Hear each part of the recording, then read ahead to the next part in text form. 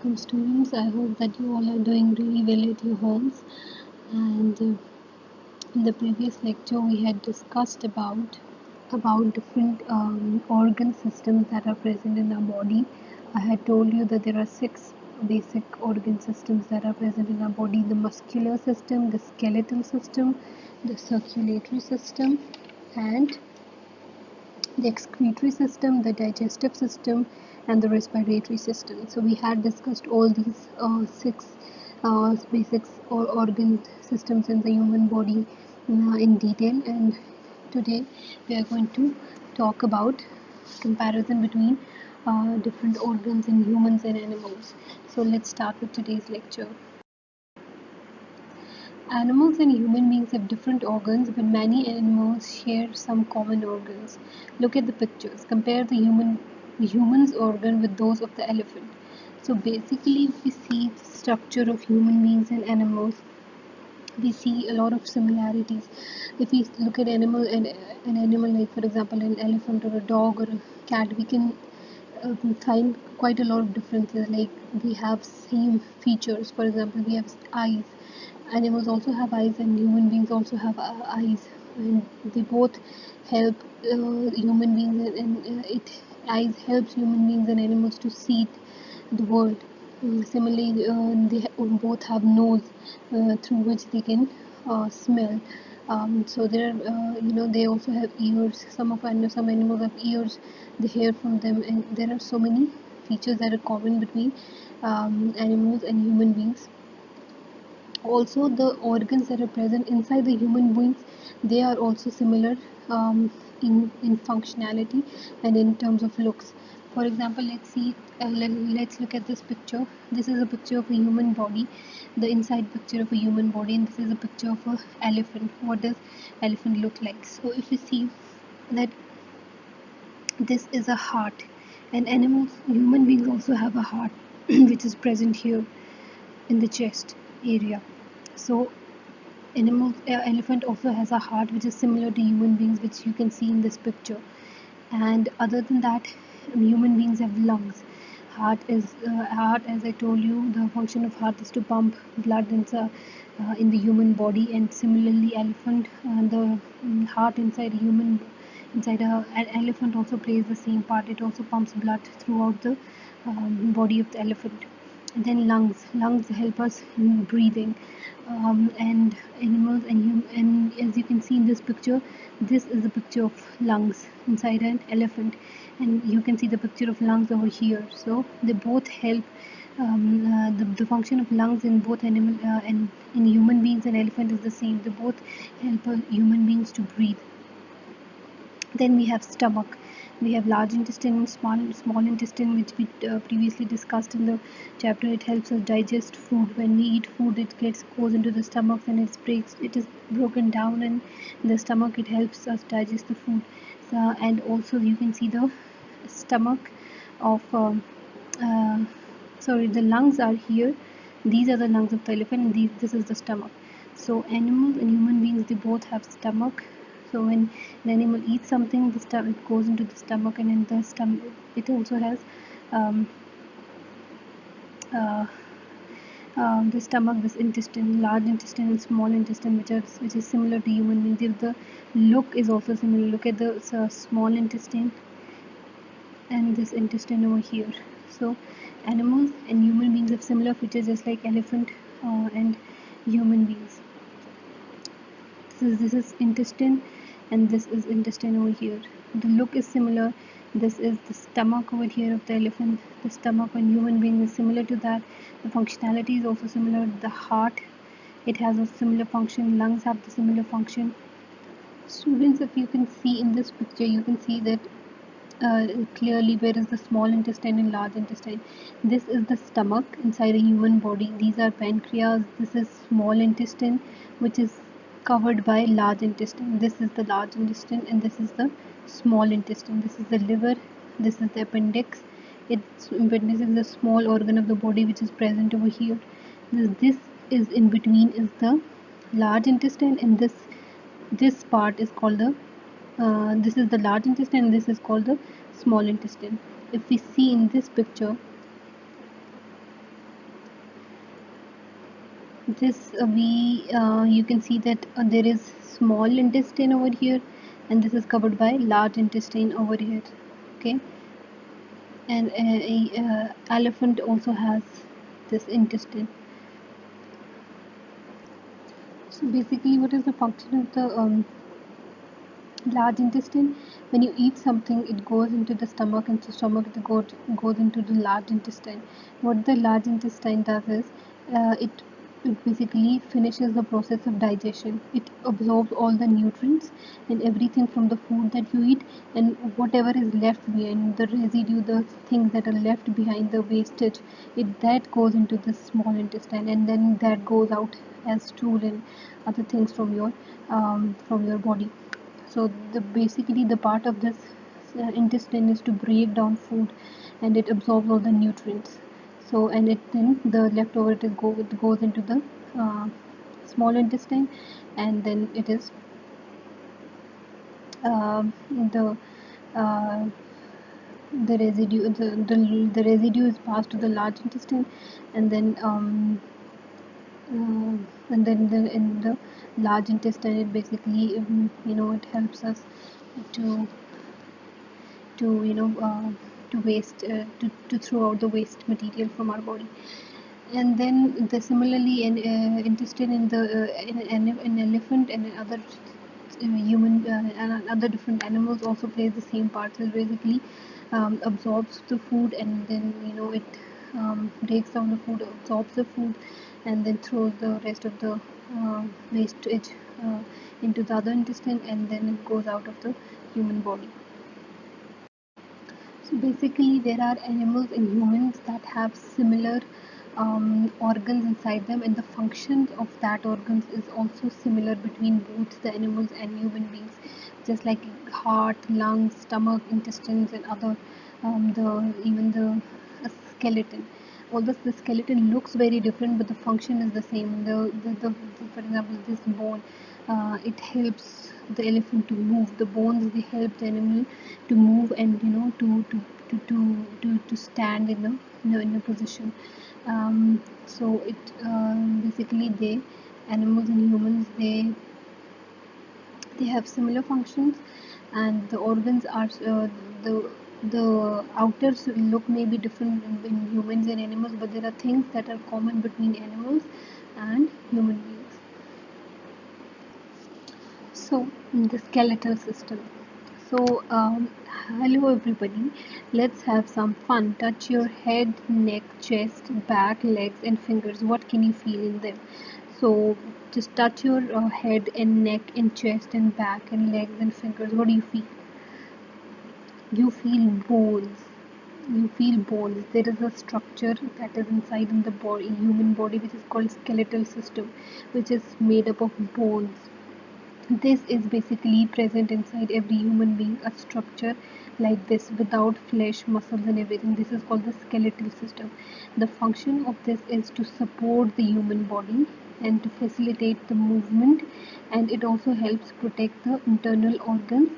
And so this is basically the function of the skeletal system. So it basically what is the function? It supports the human body. If you do not if you had no skeletal system inside your body, and you only had muscles and flesh and um, fat and other things, then you wouldn't be able to stand up firmly, stand straight, or sit properly, or you wouldn't be able to support the body, because it doesn't give that support to the human body. But what is the job of the skeletal system? It basically gives support to all the muscles and the fat and the flesh that is present inside the human body. Also, there are some bones inside your body that protect the organs. For example, ribs, they protect this chest area of yours. And then there is skull. The brain, it is present inside this area, the skull of your body, which and the skull protects the brain. And so these are the functions of the skeleton. Our bones move at the joints, but they do not move by themselves. The muscles in your body help to move your bones. So if you can see that it's not a full system that cannot move. It has joints in between them, in between it. For example, you can see the joint over here, at this part of the body. There is joint over here, here, and here, and every part of the body there are joints. The skeletal system is made up of different joints which help the human body to stand, sit, to move, to lay down, to do different things. And skeletal system without muscular system is nothing, and muscular system without the skeletal system is nothing. So this is a combination of both of the skeletal system and the muscular system that helps the human body to move and to function and to produce blood, and to help the body function properly. So without the bones, the muscular system, the muscles in the body are nothing. You cannot move without them, and without the skeletal system you cannot move.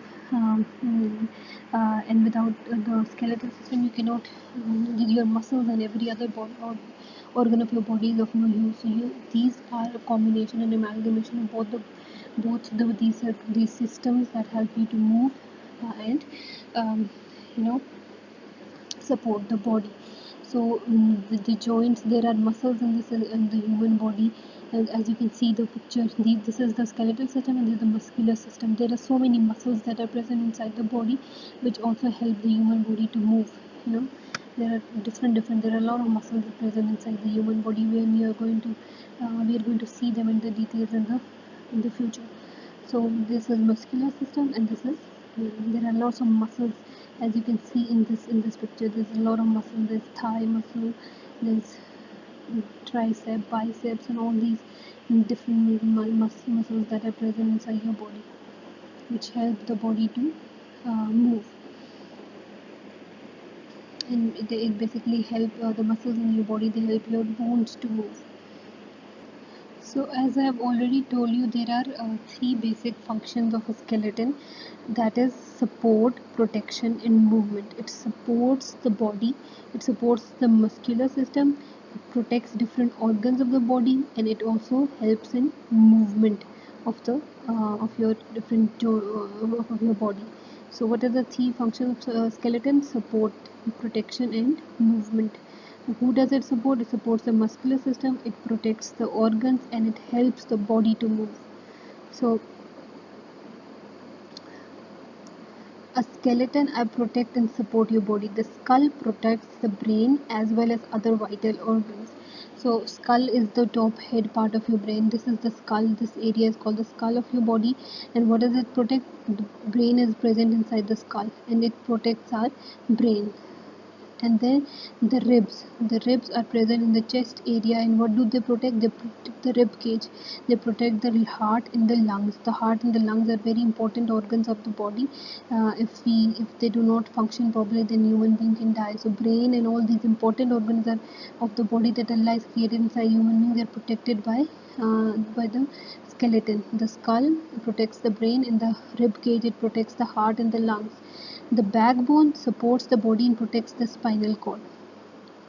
There is the backbone, it protects the spinal cord and it supports the body, because if you need to um, uh, be firm, stand, sit properly, or sit straight, or lay straight, you need to have a support system at the back. And the backbone, the spine, it supports the body and protects the spinal cord. There's a cord inside which is called the spinal cord, and it protects the backbone, it protects it. As you can see the picture of this backbone. If you're going to look at this picture, you can see the difference between spinal cord and the backbone.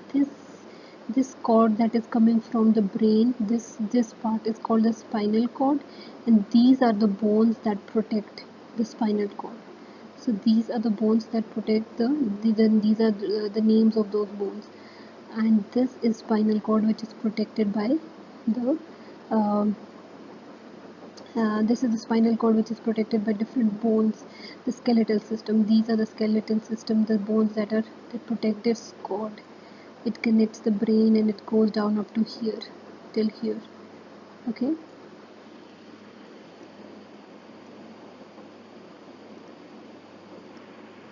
Now the comparing skeletons. Animals have different skeletal systems. Some have similar skeletal system. Uh, uh, Some have similar skeletals to humans, but most do not. So basically, the features and the functions of different organs inside the human body and the animal can be similar. They can look similar. They have the same functionality, but because of the skeletal structure, the look of an animal and human can differ. There are and similarly in human beings also, some people have short skeletal system, so that's why they are short heighted. Some are long skeletal system, so they are long heighted. And similarly, the bone structure, the skeletal system inside some animals and humans, they are different. That's why they appear differently from each other. For example, um, if you look at the animal, if you look at the skeletons of the animal that is shown in this picture, can you name these animals first of all? If you see, and can you name the animals? What are the names of the animals whose skeletal systems are shown in this picture? There's a horse, there's a cat, and there's a bird, and there's the skeletal system of a human being. So they can have similar skeletal system, but they do not have. So as you can see that this skeletal system of horse and human being, they're little similar, but it's not exactly the same. Like, it also has ribs. There's just like humans. It also has these this spine and this bone structure to protect the spinal cord, and it also has legs. These skeletons, these bones, and human beings also have similar, but we have two of them, and animals have four of them. Similarly, you can see in this cat also, it also has ribs. This bird also has ribs. This also has a spinal cord. This also has a spinal cord, and they also have legs. Human beings also have legs. So there are bones that are similar to each other, but the structure of the skeleton is different. Okay, so we can compare the skeletons of human beings and animals. They have different skeletal systems, but the structure is different. But the some bones and some things are similar. Some organs have similar functionality. So that's all for today, and I'm going to please revise this lecture at your home. And if you're not able to understand anything, please contact the school administration, and you can ask me, and we can discuss whatever your queries are. And also please revise this lecture at home. And now we are going to be providing you with worksheets that are from the lesson. So if you have listened to the lecture carefully, then you will probably be able to answer the questions. So I'm going to see you in the next lecture. Till then, take care. Allah Hafiz.